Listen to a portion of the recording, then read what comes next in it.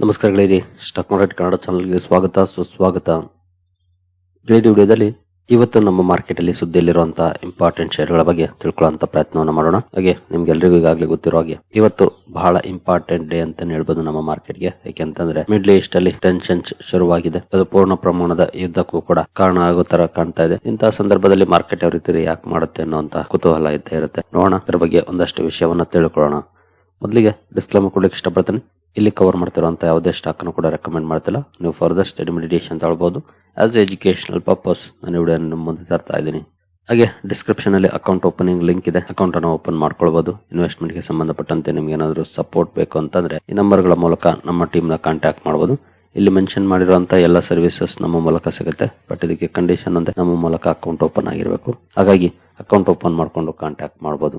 ಏನು ಮೊದಲಿಗೆ ಯುದ್ಧದ ಬಗ್ಗೆ ಅಷ್ಟು ವಿಷಯವನ್ನ ತಿಳ್ಕೊಂಡು ಮುಂದುವರಿಯೋಣ. ನೋಡಬಹುದು, US destroys IRGC head quarters, Israel it's Tehran, Lebanon. IRGC head quarter ಅನ್ನು ಟಾರ್ಗೆಟ್ ಮಾಡಿದೆ ಅಮೆರಿಕದ ಸೇನೆ. ಹಾಗೆ ಇಸ್ರೇಲ್ ಆಸ್ ಯೂಶುವಲ್ ಇರಾನ್ ನ ರಾಜಧಾನಿ ಟೆಹರಾನ್ ಮೇಲೆ ದಾಳಿಯನ್ನ ಮುಂದುವರಿಸಿದೆ. ಹಾಗೆ ಲೆಬನಾನ್ ಮೇಲೂ ಕೂಡ ದಾಳಿ ಮಾಡಿದೆ. ರಾತ್ರಿ ಡೊನಾಲ್ಡ್ ಟ್ರಂಪ್ ಅವರು ಇರಾನ್ ಮಾತುಕತೆಗೆ ರೆಡಿ ಆಗ್ತಿದೆ, ನಮ್ಮನ್ನ ಕೇಳಿದ್ದಾರೆ, ನಾವು ಒಪ್ಕೊಂಡಿದೀವಿ ಅನ್ನೋಂತ ಮಾತುಗಳನ್ನ ಹೇಳಿದ್ರು. ಗೊತ್ತಿಲ್ಲ ಇದು ಎಷ್ಟು ಮಟ್ಟಿಗೆ ಸತ್ಯ ಅಂತ. ಯಾಕೆಂದ್ರೆ ಟ್ರಂಪ್ ಸತ್ಯಕ್ಕಿಂತ ಸುಳ್ಳು ಹೇಳೋದೇ ಜಾಸ್ತಿ. ಹಾಗಾಗಿ ಗೊತ್ತಿಲ್ಲ ಏನು ಔಟ್ಕಮ್ ಬರುತ್ತೆ ಅಂತ. ಯಾಕಂದ್ರೆ ಇರಾನ್ ಇಂದ ಯಾವ್ದು ಸುದ್ದಿಗಳು ಬಂದಿಲ್ಲ. ಬಟ್ ಡೊನಾಲ್ಡ್ ಟ್ರಂಪ್ ಹೇಳ್ತಿದ್ದಾರೆ, ಮಾತುಕತೆಗೆ ಇಂಟ್ರೆಸ್ಟ್ ತೋರಿಸ್ತಿದ್ದಾರೆ, ನಾನು ಮಾತುಕತೆಗೆ ಒಪ್ಕೊಂಡಿದ್ದೀನಿ ಅಂತ ಕೂಡ ಹೇಳಿದ್ದಾರೆ. ಇನ್ನು US ಇರಾನ್ ಇಸ್ರೇಲ್ ಟೆನ್ಷನ್ ನ ಕಾರಣಕ್ಕೆ ಇವತ್ತು ಗೋಲ್ಡ್ ಅಂಡ್ ಸಿಲ್ವರ್ ಅಲ್ಲಿ ಒಳ್ಳೆ ಪರ್ಫಾರ್ಮೆನ್ಸ್ ಬರುವಂತ ಎಲ್ಲ ಚಾನ್ಸಸ್ ಇದೆ. ಯಾಕೆಂದ್ರೆ ಅನ್ಸರ್ಟನಿಟೀಸ್ ಜಾಸ್ತಿ ಆದಾಗ ಯಾವಾಗ್ಲೂ ಮೆಟಲ್ ಒಳ್ಳೆ ಪರ್ಫಾರ್ಮೆನ್ಸ್ ಅನ್ನ ಮಾಡುತ್ತೆ. Especially gold. Silver for time being ಒಳ್ಳೆ ಪರ್ಫಾರ್ಮೆನ್ಸ್ ಅನ್ನ ಮಾಡ್ತಾ ಇದೆ. ಯಾಕೆಂದ್ರೆ ಇದು ಕನ್ಸಿಸ್ಟೆಂಟ್ ಪರ್ಫಾರ್ಮರ್ ಅಲ್ಲ. ಈಗ ಇಂಡಸ್ಟ್ರಿಯಲ್ ಡಿಮಾಂಡ್ ಜಾಸ್ತಿ ಆಗ್ತಾ ಇದೆ, ಸಪ್ಲೈ ಕಡಿಮೆ ಇದೆ ಅನ್ನೋ ಕಾರಣಕ್ಕೆ ಸಿಲ್ವರ್ ಅಲ್ಲಿ ನಾವು ಒಳ್ಳೆ ಪರ್ಫಾರ್ಮೆನ್ಸ್ ಅನ್ನ ನೋಡ್ತಾ ಇದೀವಿ ಅಷ್ಟೇ. ಬಟ್ ಗೋಲ್ಡ್ ಸಾರ್ವಕಾಲಿಕವಾಗಿ ಒಳ್ಳೆ ಪರ್ಫಾರ್ಮೆನ್ಸ್ ಮಾಡುವಂತದ್ದು. ಯೂಶುವಲಿ ಇಂತಹ ಸಂದಿಗ್ಧ ಪರಿಸ್ಥಿತಿಗಳಲ್ಲಿ ಗೋಲ್ಡ್ ಮೇಲೆ ಹೆಚ್ಚಿನ ಇನ್ವೆಸ್ಟರ್ಸ್ ಹೂಡಿಕೆ ಮಾಡ್ತಾರೆ. ಹಾಗಾಗಿ ಒಳ್ಳೆ ಪರ್ಫಾರ್ಮೆನ್ಸ್ ಕೂಡ ನೋಡ್ಲಿಕ್ಕೆ ಬರುತ್ತೆ. ಜೊತೆಗೆ ಸೆಂಟ್ರಲ್ ಬ್ಯಾಂಕ್ ಗಳು ಕೂಡ ದೊಡ್ಡ ಮಟ್ಟದ ಬೈಯಿಂಗ್ ಅನ್ನ ಮಾಡಿದ್ದಾರೆ ಲಾಸ್ಟ್ ಒಂದೂವರೆ ವರ್ಷದಿಂದ. ಹಾಗಾಗಿ ಗೋಲ್ಡ್ ಸಾಲಿಡ್ ಪರ್ಫಾರ್ಮೆನ್ಸ್ ಅನ್ನ ಮಾಡಿದೆ. ಇನ್ನು ಸಿಲ್ವರ್ ಅಲ್ಲಿ ಜಾಸ್ತಿ ವಾಲಟಿಲಿಟಿ ಕೂಡ ಇರುತ್ತೆ. ನೀವು ಅಬ್ಸರ್ವ್ ಮಾಡಿರ್ಬೋದು, ಇನ್ ಕೇಸ್ ಗೋಲ್ಡ್ 5% ಬಿತ್ತು ಅಂದ್ರೆ ಸಿಲ್ವರ್ 10%, 12% ಬೀಳುತ್ತೆ. ಹೈ ವಾಲಟಿಲಿಟಿ ಇರುತ್ತೆ. ಇದಕ್ಕೆ ಕನ್ಸಿಸ್ಟೆಂಟ್ ಪರ್ಫಾರ್ಮರ್ ಅಲ್ಲ ಸಿಲ್ವರ್. ಫಾರ್ ಟೈಮ್ ಬೀಯಿಂಗ್ ಒಳ್ಳೆ ಪರ್ಫಾರ್ಮೆನ್ಸ್ ಮಾಡ್ತಿದೆ. ಅದರಲ್ಲಿ ಇನ್ವೆಸ್ಟರ್ಸ್ ಗೆ ಒಳ್ಳೆ ಲಾಭವನ್ನು ಕೊಡ್ತಾ ಇದೆ. ಬಟ್ ಗೋಲ್ಡ್ ತರ ಕನ್ಸಿಸ್ಟೆಂಟ್ ಪರ್ಫಾರ್ಮರ್ ಅಲ್ಲ. ಇದು ನಿಮ್ಗೆ ಗೊತ್ತಿರಬೇಕು. ಇನ್ನು ಇವತ್ತು ಫೋಕಸ್ ಅಲ್ಲಿರುವಂತಹ ಷೇರುಗಳ ಕಡೆ ಬಂದ್ರೆ ಮೊದಲಿಗೆ ಆಟೋ ಸ್ಟಾಕ್ ಗಳ ಬಗ್ಗೆ ಮಾಹಿತಿಯನ್ನ ತಿಳ್ಕೊಂಡು ಮುಂದುವರಿಯೋಣ. ಫೆಬ್ರವರಿ ಮಂತ್ ನ ಸೇಲ್ಸ್ ಡೇಟಾ ರಿಲೀಸ್ ಆಗಿದೆ. ಮಾರುತಿ ಸುಜುಕಿ ನಂಬರ್ಸ್ ಅನ್ನ ರಿಲೀಸ್ ಮಾಡಿದೆ ನಿನ್ನೆ. ನೋಡಬಹುದು, ಟೋಟಲ್ ಸೇಲ್ಸ್ 7.3% ಗ್ರೋ ಆಗಿದೆ ಇಯರ್ ಆನ್ ಇಯರ್. 1,99,400 ಯೂನಿಟ್ಸ್ ಅನ್ನ ಹಿಂದಿನ ವರ್ಷ ಸೇಲ್ ಮಾಡಿತ್ತು. ಈ ವರ್ಷ 2,13,995 ಯೂನಿಟ್ಸ್ ಅನ್ನ ಸೇಲ್ ಮಾಡಿದೆ. ಡೊಮೆಸ್ಟಿಕ್ ಸೇಲ್ಸ್ ಅಲ್ಲಿ ಜಸ್ಟ್ 0.26% ರೈಸ್ ಆಗಿ 1,74,379 ಇಂದ 1,74,840 ಗೆ ಬಂದಿದೆ. ಜಸ್ಟ್ 0.26% ಅಪ್ ಆಗಿದೆ ಸೇಲ್ಸ್. ಇನ್ನು ಡೊಮೆಸ್ಟಿಕ್ ಪ್ಯಾಸೆಂಜರ್ ವೆಹಿಕಲ್ಸ್ ನೋಡಬಹುದು 0.12 ಇದೆ. ಎಕ್ಸ್ಪೋರ್ಟ್ಸ್ ಅಲ್ಲಿ ಒಳ್ಳೆ ಪರ್ಫಾರ್ಮೆನ್ಸ್ ನೋಡ್ಲಿಕ್ಕೆ ಸಿಕ್ಕಿದೆ. 56.5% ಅಪ್ ಆಗಿದೆ. ಪ್ರೊಡಕ್ಷನ್ ಕೂಡ ಚೆನ್ನಾಗಿ ಇಂಪ್ರೂವ್ ಆಗಿದೆ, 19.3%. ಇನ್ನು ಹ್ಯುಂಡೈ ಮೋಟಾರ್ಸ್ ನೋಡಬಹುದು, company achieves highest ever sales for any February month. February ತಿಂಗಳ ಅತಿ ಹೆಚ್ಚಿನ ಸೇಲ್ಸ್ ಅನ್ನ ಮಾಡಿದೆ. ಟೋಟಲ್ ಸೇಲ್ಸ್ 12.6% ಗ್ರೋ ಆಗಿದೆ. ಎಕ್ಸ್ಪೋರ್ಟ್ಸ್ 24.8% ಅಪ್ ಆಗಿದೆ. ಡೊಮೆಸ್ಟಿಕ್ ಸೇಲ್ಸ್ ನಿಯರ್ಲಿ 10% ಅಪ್ ಆಗಿದೆ. ಒಳ್ಳೆ ಇಂಪ್ರೂವ್ಮೆಂಟ್ ನೋಡ್ಲಿಕ್ಕೆ ಸಿಕ್ಕಿದೆ ಹ್ಯುಂಡೈ ಮೋಟಾರ್ಸ್ ಅಲ್ಲೂ ಕೂಡ. ನಂತರ hero motor car total sales ನೋಡಬಹುದು 43.8% ಅಪ್ ಆಗಿದೆ. 3,88,000 ಯೂನಿಟ್ಸ್ ಇಂದ 5,58,000 ಯೂನಿಟ್ಸ್ ಹೋಗಿದೆ. ಒಳ್ಳೆ ಜಂಪ್ ಇದೆ. ಡೊಮೆಸ್ಟಿಕ್ ಸೇಲ್ಸ್ ಅಲ್ಲಿ 44.7% ಅಪ್ ಆಗಿದೆ. ಎಕ್ಸ್ಪೋರ್ಟ್ಸ್ ಕೂಡ 34% ಅಪ್ ಆಗಿದೆ. ತುಂಬಾ ಒಳ್ಳೆ ನಂಬರ್ಸ್ ಅನ್ನ ರಿಪೋರ್ಟ್ ಮಾಡಿದೆ ಅಂತ ಹೇಳ್ಬೋದು ಹೀರೋ ಮೋಟೋ ಕಾರ್ಪ್. ಸ್ಟಾಕ್ ಅನ್ನ ಅಬ್ಸರ್ವ್ ಮಾಡಬಹುದು. ಇನ್ನು ಐಷರ್ ಮೋಟಾರ್ಸ್, ಅದರಲ್ಲಿ ಎಸ್ಪೆಷಲಿ ರಾಯಲ್ ಎನ್ಫೀಲ್ಡ್ 11% ಗ್ರೋ ಆಗಿದೆ ಇಯರ್ ಆನ್ ಇಯರ್. ಅದರಲ್ಲಿ ಅಪ್ ಟು 350cc 16% ಜಂಪ್ ಆಗಿದೆ ಸೇಲ್ಸ್. ಹಾಗೆ ಅಬೌವ್ 350cc 14% ಡೌನ್ ಆಗಿದೆ ಸೇಲ್ಸ್ ಅಲ್ಲಿ. ಓವರ್ ಆಲ್ ಸೇಲ್ಸ್ ಚೆನ್ನಾಗಿದೆ. ಬಟ್ 350cc ಒಳಗಡೆ ಇರುವಂತಹ ಬೈಕ್ಸ್ ಜಾಸ್ತಿ ಸೇಲ್ ಆಗಿದೆ. 350cc ಅಬೌವ್ ಡೌನ್ ಆಗಿದೆ. ಯಾಕಂದ್ರೆ 12,895 ಯೂನಿಟ್ಸ್ ಸೇಲ್ ಆಗಿದೆ ಹಿಂದಿನ ವರ್ಷ. ಈ ಸಲ 11,061 ಯೂನಿಟ್ಸ್ ಸೇಲ್ ಆಗಿದೆ. ಇನ್ನು ಐಷರ್ ಮೋಟಾರ್ಸ್ ಕಮರ್ಷಿಯಲ್ ವೆಹಿಕಲ್ಸ್ ಗೆ ಬಂದ್ರೆ ಇಲ್ಲಿ 23.4% ಇನ್ಕ್ರೀಸ್ ಆಗಿದೆ ಸೇಲ್ಸ್ ನೋಡಬಹುದು. ಇನ್ನು Tata motors commercial vehicles sales ನೋಡಬಹುದು 32% ಅಪ್ ಆಗಿದೆ ಲಾಸ್ಟ್ ಇಯರ್ ಗೆ ಕಂಪೇರ್ ಮಾಡಿದ್ರೆ. ಡೊಮೆಸ್ಟಿಕ್ ಸೇಲ್ಸ್ 32.8% ಅಪ್ ಆಗಿದೆ. ಎಕ್ಸ್ಪೋರ್ಟ್ಸ್ ಕೂಡ ನಿಯರ್ಲಿ 18% ಅಪ್ ಆಗಿದೆ. ಟಾಟಾ ಮೋಟಾರ್ಸ್ CV ಒಳ್ಳೆ ಸೇಲ್ಸ್ ಅನ್ನ ಮಾಡಿದೆ ಫೆಬ್ರವರಿಯಲ್ಲಿ. ಇನ್ನು PV ಕಡೆ ಬಂದ್ರೆ ಟಾಟಾ ಮೋಟಾರ್ಸ್ ಪ್ಯಾಸೆಂಜರ್ ವೆಹಿಕಲ್ಸ್ ಇಲ್ಲಿ 35% ಅಪ್ ಆಗಿದೆ. PV ಸೇಲ್ಸ್ ಅಲ್ಲಿ. ಡೊಮೆಸ್ಟಿಕ್ ಸೇಲ್ಸ್ 34% ಅಪ್ ಆಗಿದೆ. ಎಕ್ಸ್ಪೋರ್ಟ್ಸ್ 167% ಅಪ್ ಆಗಿದೆ. ಬರೀ 376 ಯೂನಿಟ್ಸ್ ಇದ್ದದ್ದು ಈಗ 1,002 ಯೂನಿಟ್ಸ್ ಅನ್ನ ಸೇಲ್ ಮಾಡಿದೆ. ಇನ್ನು ಎಲೆಕ್ಟ್ರಿಕ್ ವೆಹಿಕಲ್ ಸೇಲ್ಸ್ ಅಲ್ಲೂ ಕೂಡ ನೋಡಬಹುದು 57% ಸ್ಪೈಕ್ ಕಂಡು ಬಂದಿದೆ. ತುಂಬಾ ಒಳ್ಳೆ ಸೇಲ್ಸ್ ಇದೆ. 5343 ಯೂನಿಟ್ಸ್ ಇಂದ 8385 ಯೂನಿಟ್ಸ್ ಹೋಗಿದೆ. ಒಳ್ಳೆ ಸೇಲ್ಸ್ ನೋಡ್ಲಿಕ್ಕೆ ಸಿಕ್ಕಿದೆ ಟಾಟಾ ಮೋಟಾರ್ಸ್ ಪ್ಯಾಸೆಂಜರ್ ವೆಹಿಕಲ್ಸ್ ಅಲ್ಲೂ ಕೂಡ.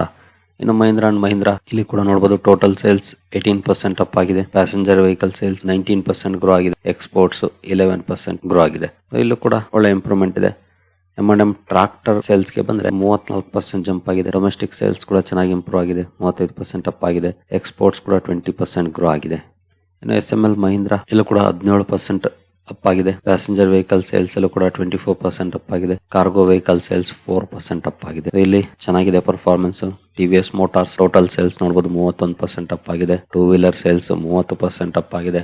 EV ಸೇಲ್ಸ್ ನೋಡಬಹುದು 60% ಅಪ್ ಆಗಿದೆ. 24,000 ಯೂನಿಟ್ಸ್ ಇಂದ 38,386 ಯೂನಿಟ್ಸ್ ಹೋಗಿದೆ. ಒಂದು ತಿಂಗಳಲ್ಲಿ 38,386 ಯೂನಿಟ್ಸ್ ಅಂದ್ರೆ ಖಂಡಿತ ದೊಡ್ಡ ನಂಬರ್. ಒಳ್ಳೆ ಇಂಪ್ರೂವ್ಮೆಂಟ್ ಇದೆ TVS ಮೋಟಾರ್ಸ್ ನ EV ಸೇಲ್ಸ್ ಅಲ್ಲಿ.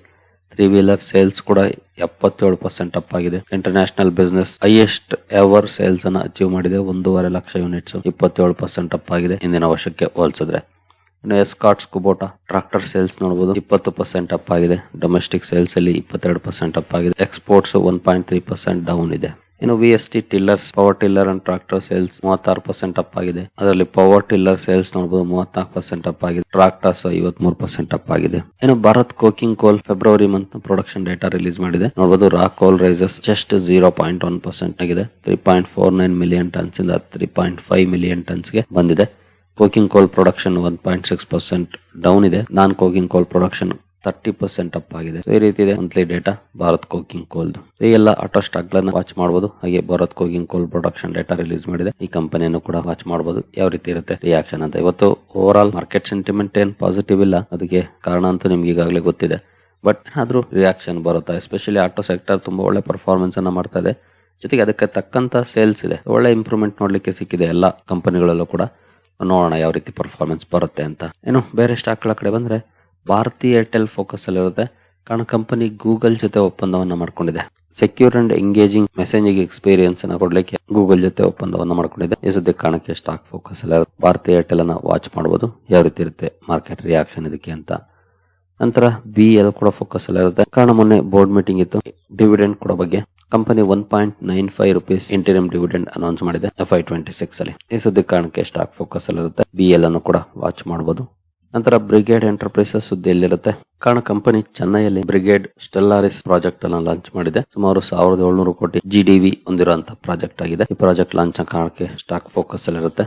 ಬ್ರಿಗೇಡ್ ಎಂಟರ್ಪ್ರೈಸಸ್ ಅನ್ನು ಕೂಡ ವಾಚ್ ಮಾಡಬಹುದು ಯಾವ ರೀತಿ ಇರುತ್ತೆ ಮಾರ್ಕೆಟ್ ರಿಯಾಕ್ಷನ್ ಸ್ಟಾಕ್ ಅಲ್ಲಿ ಅಂತ.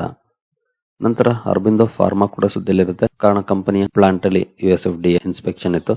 ಇನ್ಸ್ಪೆಕ್ಷನ್ ಕಂಪ್ಲೀಟ್ ಆಗಿದೆ ವಿತ್ 4 ಅಬ್ಸರ್ವೇಷನ್. ಈ ಸುದ್ದಿ ಕಾರಣಕ್ಕೆ ಅರಬಿಂದೋ ಫಾರ್ಮಾ ಕೂಡ ಫೋಕಸ್ ಅಲ್ಲಿ ಇರುತ್ತೆ. ಈ ಸ್ಟಾಕ್ ಅನ್ನು ಸಹ ವಾಚ್ ಮಾಡಬಹುದು ಯಾವ ರೀತಿ ಇರುತ್ತೆ ಪರ್ಫಾರ್ಮೆನ್ಸ್ ಅಂತ.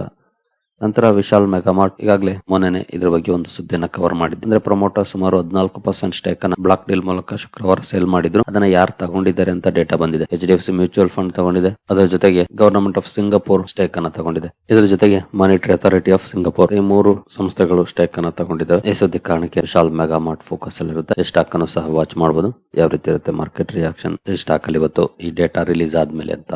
ಇನ್ನು ಇವತ್ತು 2 IPOಗಳ ಲಿಸ್ಟಿಂಗ್ ಇದೆ. ಕ್ಲೀನ್ ಮ್ಯಾಕ್ಸ್ ಎನ್ವಿರೋ ಎನರ್ಜಿ ಸೊಲ್ಯೂಷನ್ ಸದ್ಯದ ಮಟ್ಟಿಗೆ ನೋಡುವ ಡಿಸ್ಕೌಂಟ್ ಅಲ್ಲಿ ಟ್ರೇಡ್ ಆಗ್ತಿದೆ. 1053 ಇಶ್ಯೂ ಪ್ರೈಸ್ ಬಂದು ಆದ್ರೆ ಟ್ರೇಡ್ ಆಗ್ತಿರೋದು 1018ಕ್ಕೆ. ಅಂದ್ರೆ ಡಿಸ್ಕೌಂಟೆಡ್ ಪ್ರೈಸ್ ಅಲ್ಲಿ ಟ್ರೇಡ್ ಆಗ್ತಿದೆ. ನೋಡೋಣ ಎಷ್ಟಕ್ಕೆ ಲಿಸ್ಟ್ ಆಗುತ್ತೆ ಅಂತ. ಮೇ ಬಿ ಡಿಸಪಾಯಿಂಟ್ ಮಾಡುವಂತ ಲಕ್ಷಣ ಜಾಸ್ತಿ ಇದೆ. ಯಾಕಂದ್ರೆ ಇವತ್ತು ಮಾರ್ಕೆಟ್ ಸೆಂಟಿಮೆಂಟ್ ಕೂಡ ಚೆನ್ನಾಗಿಲ್ಲ. ಯಾಕಂದ್ರೆ ಕೆಲವು ಸಲ ಏನು ಗ್ರೇ ಮಾರ್ಕೆಟ್ ಪ್ರೀಮಿಯಂ ಇಲ್ಲ ಅಂದ್ರೂ ಮಾರ್ಕೆಟ್ ಸೆಂಟಿಮೆಂಟ್ ಚೆನ್ನಾಗಿದ್ರೆ ಪಾಸಿಟಿವ್ ಅಲ್ಲಿ ಲಿಸ್ಟ್ ಆಗೋ ಚಾನ್ಸಸ್ ಇರುತ್ತೆ. ಬಟ್ ಮಾರ್ಕೆಟ್ ಸೆಂಟಿಮೆಂಟ್ ಕೂಡ ಅಷ್ಟೇನು ಚೆನ್ನಾಗಿಲ್ಲ. ನೋಡೋಣ ಯಾವ ರೀತಿ ಲಿಸ್ಟಿಂಗ್ ಇರುತ್ತೆ ಅಂತ.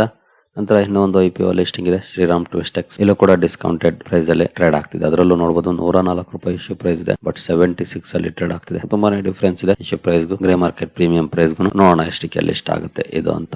ಇನ್ನು ಗಿಫ್ಟ್ ನಿಫ್ಟಿ ಕಡೆ ಬಂದ್ರೆ ಗಿಫ್ಟ್ ನಿಫ್ಟಿಯಲ್ಲಿ ಯಾವ ರೀತಿ ಪರ್ಫಾರ್ಮೆನ್ಸ್ ಇದೆ ಅಂತ ಆಸ್ ಆಫ್ ನಾವು ನೋಡಬಹುದು. 74 ಪಾಯಿಂಟ್ಸ್ 0.29% ಡೌನ್ ಪರ್ಫಾರ್ಮೆನ್ಸ್ ನೋಡ್ಲಿಕ್ಕೆ ಸಿಗ್ತಾ ಇದೆ. ಅಂದ್ರೆ ಗಿಫ್ಟ್ ನಿಫ್ಟಿಯಲ್ಲಿ ಏನು ದೊಡ್ಡ ಮಟ್ಟದ ಡೌನ್ ಫಾಲ್ ಇಲ್ಲ, ಸ್ಲೈಟ್ಲಿ ಡೌನ್ ಅಲ್ಲಿ ಟ್ರೇಡ್ ಆಗ್ತಿದೆ. ಇನ್ನು ಏಷ್ಯನ್ ಮಾರ್ಕೆಟ್ ಗಳನ್ನ ನೋಡಿದ್ರೆ ನಿಕ್ಕೈಯಲ್ಲಿ ನೋಡಬಹುದು 1.35% ಡೌನ್ ಇದೆ. ಸ್ಟ್ರೈಟ್ ಟೈಮ್ಸ್ 1.93% ಡೌನ್ ಇದೆ. ಹ್ಯಾಂಗ್ಸೆಂಗ್ 1.8% ಡೌನ್ ಇದೆ. ತೈವಾನ್ ವೇಟೆಡ್ 0.61% ಡೌನ್ ಅಲ್ಲಿ ಟ್ರೇಡ್ ಆಗ್ತಿದೆ. ಇನ್ನು ಶಾಂಘೈ ಕಾಂಪೋಸಿಟ್ ಸ್ವಲ್ಪ ಮಟ್ಟಿಗೆ ಪಾಸಿಟಿವ್ ಅಲ್ಲಿ ಟ್ರೇಡ್ ಆಗ್ತಿದೆ. ಅಂದ್ರೆ ಏಷ್ಯನ್ ಕ್ಯೂಸ್ ನೆಗೆಟಿವ್ ಇದೆ, ಪಾಸಿಟಿವ್ ಇಲ್ಲ. ಅದರಲ್ಲೂ ಎಲ್ಲಾನು ಮೋರ್ ದನ್ 1% ಡೌನ್ ಅಲ್ಲಿ ಟ್ರೇಡ್ ಆಗ್ತಿದೆ. ಬಟ್ ಗಿಫ್ಟ್ ನಿಫ್ಟಿ ಮಾತ್ರ ಜಸ್ಟ್ 0.28% ಡೌನ್ ಅಲ್ಲಿ ಟ್ರೇಡ್ ಆಗ್ತಿದೆ. ಇನ್ನು ಡೌ ಜೋನ್ಸ್ ಫ್ಯೂಚರ್ಸ್ ಕಡೆ ಬಂದ್ರೆ ಇಲ್ಲಿ ಕೂಡ ಡೌನ್ ಫಾಲ್ ಇದೆ ನೋಡಬಹುದು. 306 ಪಾಯಿಂಟ್ಸ್ ಅಥವಾ 0.63% ಡೌನ್ ಅಲ್ಲಿ ಪರ್ಫಾರ್ಮೆನ್ಸ್ ನೋಡ್ಲಿಕ್ಕೆ ಕಾಣ್ತಾ ಇದೆ. ಇನ್ನು ಕ್ರೂಡ್ ಕಡೆ ಬಂದ್ರೆ ಕ್ರೂಡ್ ಅಲ್ಲಿ ನೋಡಬಹುದು 4.5% ರ್ಯಾಲಿ ಇದೆ. ಇದು ಇನ್ನೂ ಜಾಸ್ತಿನೇ ಇತ್ತು, ಅರೌಂಡ್ 8% ಇತ್ತು. ನಂತರ ಸ್ವಲ್ಪ ಡೌನ್ ಆಗಿದೆ. ಈಗ $76 ಅಲ್ಲಿ ಟ್ರೇಡ್ ಆಗ್ತಿದೆ. ಆಲ್ಮೋಸ್ಟ್ ನಿಯರ್ಲಿ 80 ಹೋಗಿತ್ತು. 4.5% ಅಪ್ ಅಲ್ಲಿ ಕ್ರೂಡ್ ಟ್ರೇಡ್ ಆಗ್ತಿದೆ. ನೋಡೋಣ ಯಾವ ರೀತಿ ಇರುತ್ತೆ ಮುಂದುವರೆದ ಪರ್ಫಾರ್ಮೆನ್ಸ್ ಅಂತ. ಇನ್ನು ಗೋಲ್ಡ್ ಕಡೆ ಬಂದ್ರೆ ಗೋಲ್ಡ್ ಅಲ್ಲಿ 1.04% ಪಾಸಿಟಿವ್ ಪರ್ಫಾರ್ಮೆನ್ಸ್ ಬರ್ತಾ ಇದೆ. ಎಕ್ಸ್ಪೆಕ್ಟೇಷನ್ ಅಂತೂ ಇದೆ ಗೋಲ್ಡ್ ಒಳ್ಳೆ ಪರ್ಫಾರ್ಮ್ ಮಾಡಬಹುದು ಇವತ್ತಂತ. ಸದ್ಯದ ಮಟ್ಟಿಗೆ 1% ಅಪ್ ಅಲ್ಲಿ ಟ್ರೇಡ್ ಆಗ್ತಿದೆ. ಇನ್ನು USD/INR ಇದು ಶುಕ್ರವಾರದ್ದು, ನೋಡೋಣ ಇವತ್ತು ಯಾವ ರೀತಿ ಇರುತ್ತೆ ಅಂತ. ಸೊ ಸದ್ಯದ ಮಟ್ಟಿಗೆ ಟ್ರೆಂಡ್ ಅಂತೂ ನೆಗೆಟಿವ್ ಇದೆ. ನೋಡೋಣ ಸೆಕೆಂಡ್ ಹಾಫ್ ಅಲ್ಲಿ ಏನಾದ್ರು ಒಂದಷ್ಟು ರಿಕವರ್ ಆಗುತ್ತಾ ಅಂತ. ಹಾಗಂತ ಪಾಸಿಟಿವ್ ಆಗಿ ಪರ್ಫಾರ್ಮೆನ್ಸ್ ಬರ್ಬೋದು ಅಂತ ಎಕ್ಸ್ಪೆಕ್ಟ್ ಮಾಡಕ್ ಆಗಲ್ಲ. ಅಂತ ಸಾಧ್ಯತೆಗಳು ಕಡಿಮೆ, ಬಂದ್ರು ಖುಷಿನೇ. ಬಟ್ ನೋಡೋಣ ಸೆಕೆಂಡ್ ಹಾಫ್ ಅಲ್ಲಿ ಏನಾದ್ರು ಒಂದಷ್ಟು ರಿಕವರಿ ಆಗುತ್ತಾ ಅಂತ. ಸರಿ ಗೆಳೆಯರೆ, ನಿಮ್ಗೆ ಏನಾದ್ರು ಸ್ಟಾಕ್ ಮಾರ್ಕೆಟ್ ಬಗ್ಗೆ ಕಲಿಯುವಂತ ಆಸಕ್ತಿ ಇದ್ರೆ ನಮ್ಮ ತರಬೇತಿ ಕಾರ್ಯಕ್ರಮ ಇದೆ, ಸೇರ್ಕೊಳ್ಬಹುದು. 6 ತಿಂಗಳ ಕಾರ್ಯಕ್ರಮ ಆಗಿರುತ್ತೆ. ಇಲ್ಲಿ ಯಾವುದೇ ರೀತಿಯ ಸ್ಟಾಕ್ ರೆಕಮೆಂಡೇಶನ್ ಮಾಡೋದಿಲ್ಲ. ಆದ್ರೆ ಒಂದೊಳ್ಳೆ ಕಂಪನಿಯನ್ನ ಹೇಗೆ ಆಯ್ಕೆ ಮಾಡಬೇಕು, ಏನೆಲ್ಲ ಚೆಕ್ ಮಾಡಬೇಕು, ಫಂಡಮೆಂಟಲ್ ಅನಾಲಿಸಿಸ್ ಮಾಡೋದು ಹೇಗೆ, ಟೆಕ್ನಿಕಲ್ ಅನಾಲಿಸಿಸ್ ಮಾಡೋದು ಹೇಗೆ, ಎಲ್ಲ ವಿಷಯಗಳನ್ನ ಒಳಗೊಂಡಿರುತ್ತೆ. ಇಂಟ್ರೆಸ್ಟ್ ಇರೋರು ಇಮೇಲ್ ಮೂಲಕ ಸಂಪರ್ಕ ಮಾಡಬಹುದು. ಸರಿ ಗೆಳೆಯರೆ, ಈ ಎಲ್ಲ ಅಪ್ಡೇಟ್ಸ್ ನಿಮಗೆ ಇಷ್ಟ ಆಗಿದೆ ಅಂದ್ಕೊಳ್ತೀನಿ. ಹಾಗೆ ಡಿಸ್ಕ್ರಿಪ್ಷನ್ ಅಲ್ಲಿ ಅಕೌಂಟ್ ಓಪನಿಂಗ್ ಲಿಂಕ್ ಇದೆ, ಅಕೌಂಟ್ ಅನ್ನು ಓಪನ್ ಮಾಡ್ಕೊಳ್ಬಹುದು. ಮುಂದಿನ ವಿಡಿಯೋದಲ್ಲಿ ಸಿಗೋಣ. ಅಲ್ಲಿವರೆಗೂ ಜೈ ಹಿಂದ್, ಜೈ ಕರ್ನಾಟಕ.